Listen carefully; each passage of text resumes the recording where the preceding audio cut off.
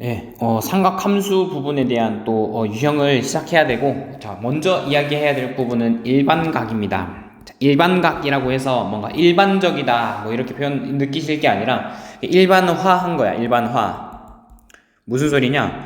자, 예를 들어 시초선이 이렇게 있고, 이렇게, 자, 이렇게 있다, 쳐보자. 이렇게 있을 때 얘를 시초선이라 부르지. 시초선이고 얘가 동경입니다. 그리고 우리 관심사는 이 동경이 시초선으로부터 얼마나 들려 있느냐, 요 각에 대한 얘기를 우리가 하고 싶은 거잖아, 그치? 이 각에 대하여서 쌤이 알파다, 일단은 알파도라고 표현을 해볼게요. 그러니까 알파도라고도 표현할 수 있다. 이 동경에 대한 각도의 표시는 알파도라고 가능하고요. 또 다른 얘기로는 어떻게 하면 돼? 한 바퀴 돌고서 또 알파도라고 표현할 수도 있는 거겠지, 그치? 다시 말해서 360 플러스 알파도, 또는 한 바퀴 더 돌아가지고, 그치? 요렇게 한 바퀴 더 돌고서 알파도라고 표현할 수 있으니 360 곱하기 2 플러스 알파도로 표현할 수 있는 거죠.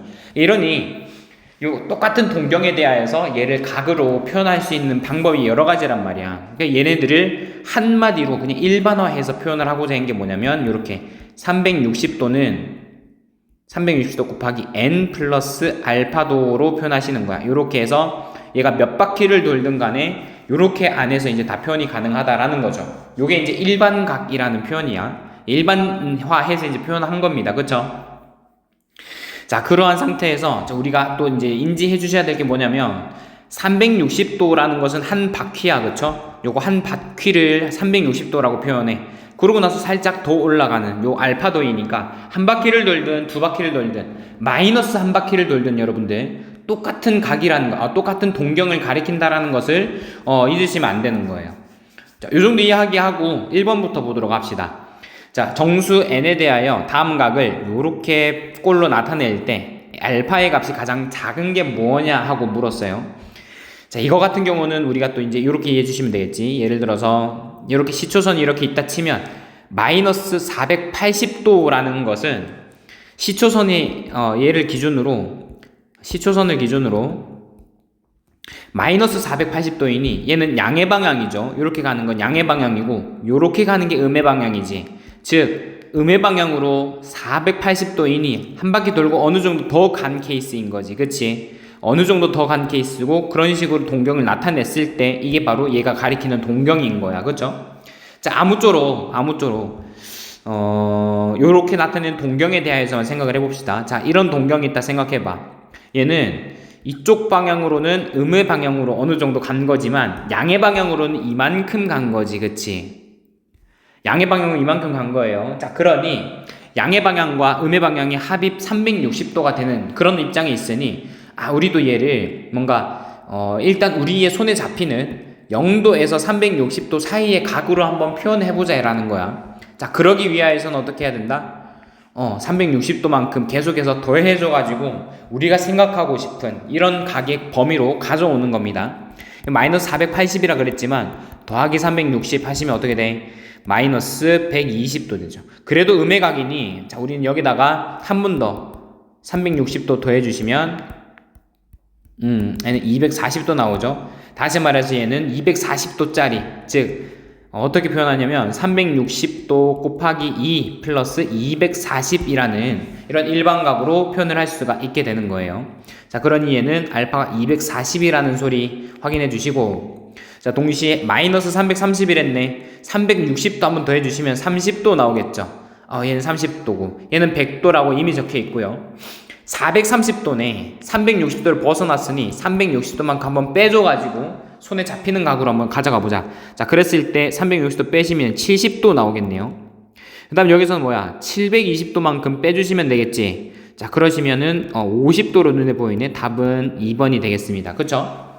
어렵지 않게 이런 것들은 푸시면 될 것 같고, 자, 9번 보도록 합시다. 9번 마이너스 200도라고 하는 이 친구를 일단은 동경과 각을 나타내는 게 OP가 일치한데, 그때 이 안에서의 각 세타의 개수를 물어보고 있으니 먼저 세타가 몇 정도 되는지, 몇인지를 일반각으로 표현을 해봐야겠죠.